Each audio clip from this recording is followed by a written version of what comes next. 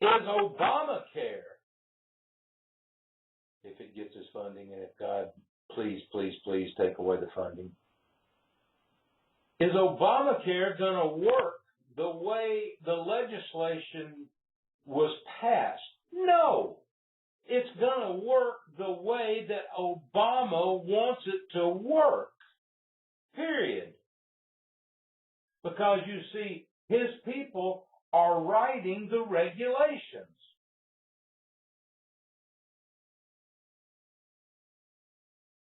Now, how's he getting away with it? Well, his people say, well, our research shows the value of the end-of-life planning.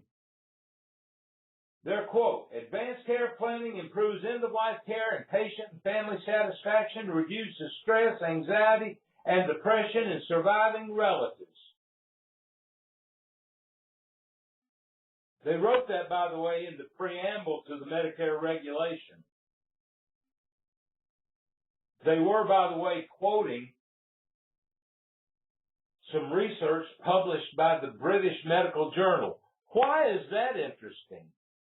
Well, it's because the Brits have socialized medicine. The Brits don't like their socialized medicine. The Brits, medical people and government, except for paying for it part, like socialized medicine. But see, that's part of that social problem that Europe has that we're not supposed to have. Ah, yes. And, you know, when all else fails, what you try to do is you try to find somebody who says what you want to hear, and you quote them. So Obama and his people found a Dr. Stacy Fisher, whose big title is the assistant professor at the University of Colorado School of Medicine. And this Dr. Fisher said end-of-life discussions between doctor and patient help ensure that one gets the care one wants.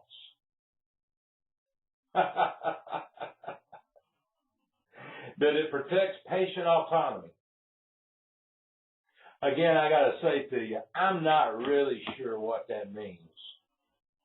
But I am sure that they had to go to somebody who's not what I would call the leading edge of the field for an assistant professor at the University of Colorado School of Medicine.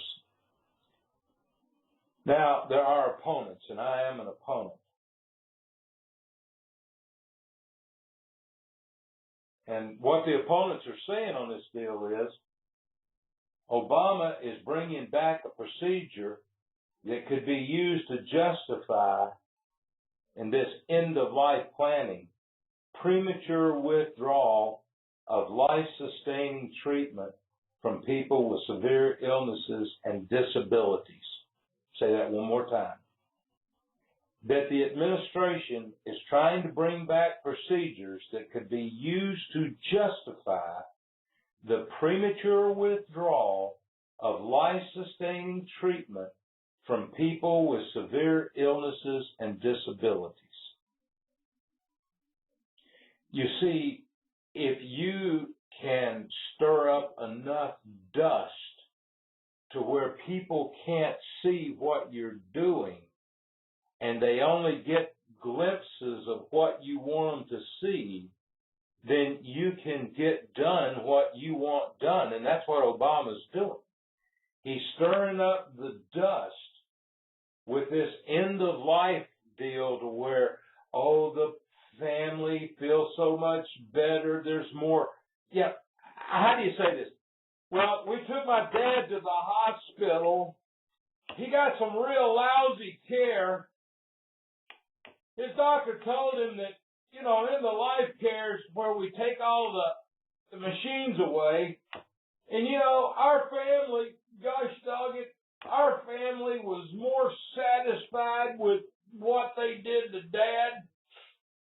And we just didn't have any stress because, damn, he was dead. We didn't have no anxiety. Now, some of the family's a little depressed, but, you know, I mean, he's dead, but he had end-of-life care. End-of-life care was taking away all the machines and kept them alive. Now, you're going to cite a stupid-ass report like that in order to tell people that it's okay for a death panel to tell you what to do to your relative who has a serious illness. Don't know, folks. We're back to the Section 1233. Section 1233 passed the House in November, but was not included in the final legislation. 1233 allowed Medicare to pay for consultations about advanced care planning every 5 years. All right, get this now. 1233 made it through the House, but didn't make it through the Senate. Wasn't in final regulation, or legislation, not regulation, that's what he does. Allowed Medicare to pay for consultations about advanced care planning every 5 years. And that wasn't good. Our legislature said, no, we don't want that. However, in contrast, Obama's regulation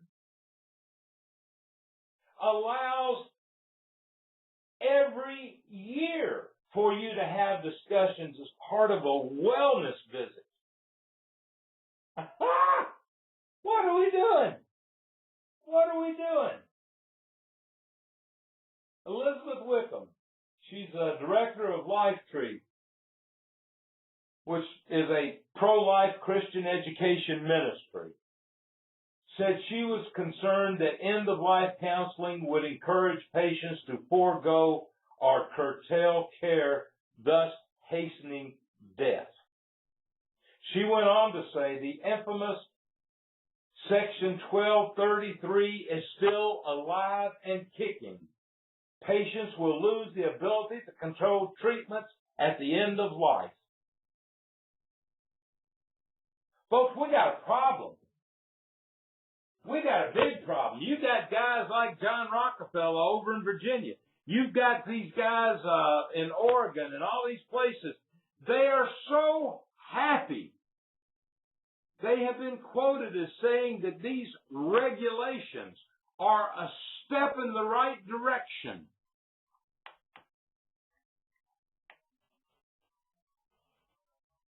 But yet it's not part of the law. It's part of President Obama's new regulations. I could go over a lot of the interview that Blumenauer's office of Oregon had about this, but I have a tendency to get so mad. I have a tendency to get so mad about it I can't do it, because then I start yelling and screaming worse than I do anyway. A recent poll by the Kaiser Family Foundation suggests that the idea of death panel persists. In September, 30% of Americans 65 and older said the new health care law allowed a government panel to make decisions about end-of-life care for people on Medicare. The law doesn't have that provision, but there's a reason 30% of people over 65 feel that way, and that's because they're not idiots. They read. Now, you may be out there 30, 35, 40, 45 years old, and you're not worried about this, but it being 60 in 2 months, I'm a little concerned. Pretty good health right now.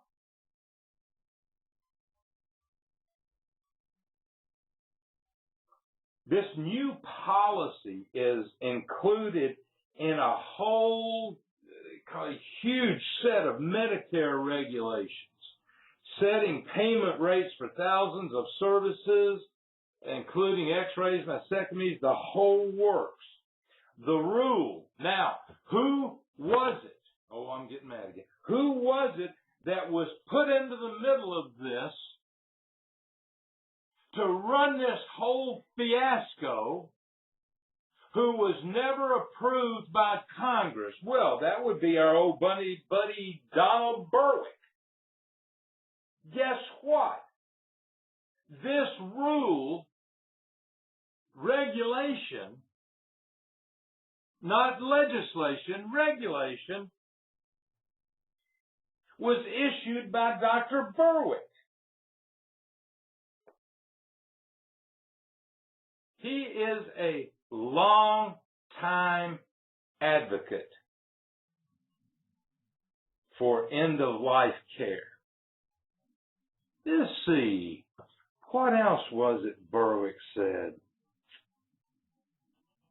Oh, yeah, he wants to redistribute wealth using the medical system. I want to know if you idiots out there that really voted for this Obamacare, do you really understand the redistributing of wealth using the health insurance plans and that whole system? I just find it incredible if you say yes to that, and I would love for you to give me a call and show me the error of my ways. I just love to. Berwick said, using unwanted procedures in terminal illness is a form of assault. Assault me, baby, assault me. Then he said, in economic terms, it is a waste. Oh, good. Several techniques, including advanced directives and involvement of patients and families in decision-making, have been shown to reduce inappropriate care at the end of life, leading to both lower cost and more humane care. Well, Mr. Berwick, I'm going to call on you to do what I do when I call on all these people. Show me that study. As a matter of fact, show me multiple studies so that I'm not sitting here thinking that you've got a lot of stupid stuff going on. I want some proof for a statement like that. I want proof for a man who says, in economic terms, it's a waste to keep me living.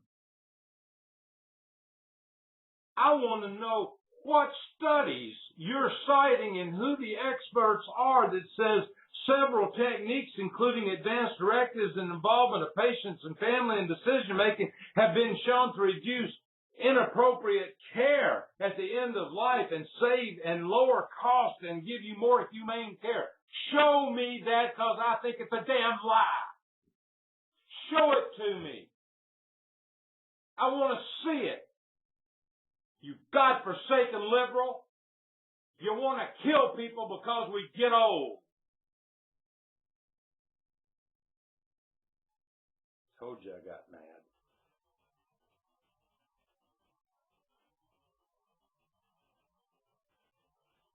There was a spokesperson for the Medicare agency said the final health care reform law has no provision for voluntary advanced care planning. But she added, under the new rule, such planning may be included as an element in both the first and subsequent annual wellness visits, providing an opportunity to periodically review and update the beneficiary's wishes and preferences for his or her medical care. Folks, this is going to turn out to be a fiasco. I guarantee you, if we don't get something done about Obamacare, I guarantee you